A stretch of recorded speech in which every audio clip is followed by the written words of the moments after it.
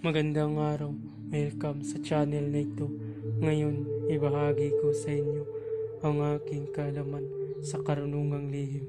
Narito, orasyon ng Diyos, diskomunyon sa barang, lason at usok.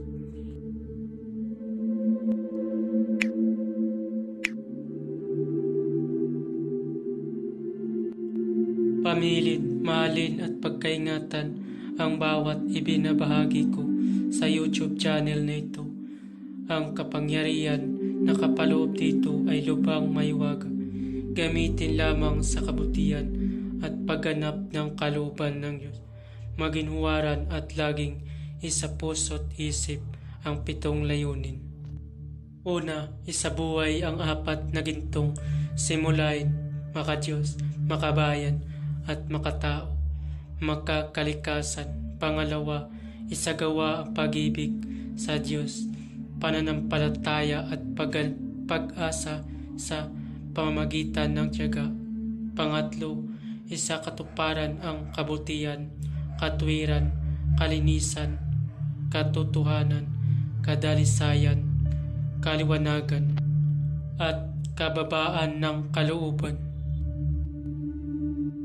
Pangapat, ipagpalaganap ang pagkakaisa, pagmamahalan, pagtulong sa kapwa, pagmimisyon, paglilinis ng sarili at pagbabago na paunlad. Panglima, magkaroon ng paggalangan, pag-unawaan at pagmamahalan sa isa't isa bilang mga kapatid at kapwa-tao. Panganim, maging dakila sa isip, sa salita at gawa para sa Diyos, sa bayan at tao.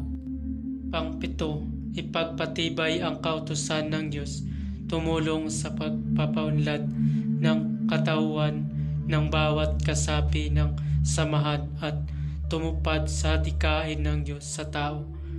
Sa pamamagitan ng pagsunod sa mga layuning ito, ang isang naghahanap sa Diyos ay makakasumpong sa Kanya at hindi pagkakaitan ng Kanyang liwanag.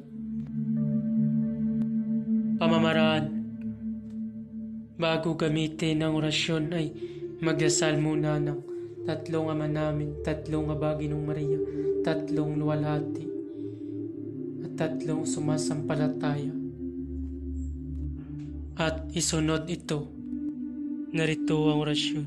Yeshua, Maria, e Josep, Espiritu, Nobe, Contes, Labami, Medosoke, Nebo, Naltare, Yeshua.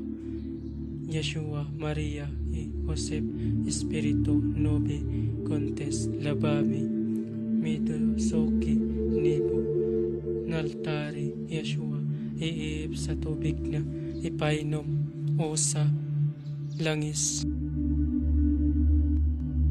Babala, ang lahat ng orasyon na aking ipinabahagi dito ay lubhang makapangyarihan. Gamitin lamang sa mabuti. Kung sino man ang gumamit sa masama ay mayroong bad karma. Maaari maghirap habang buhay hanggang kamatayan. Maraming salamat po.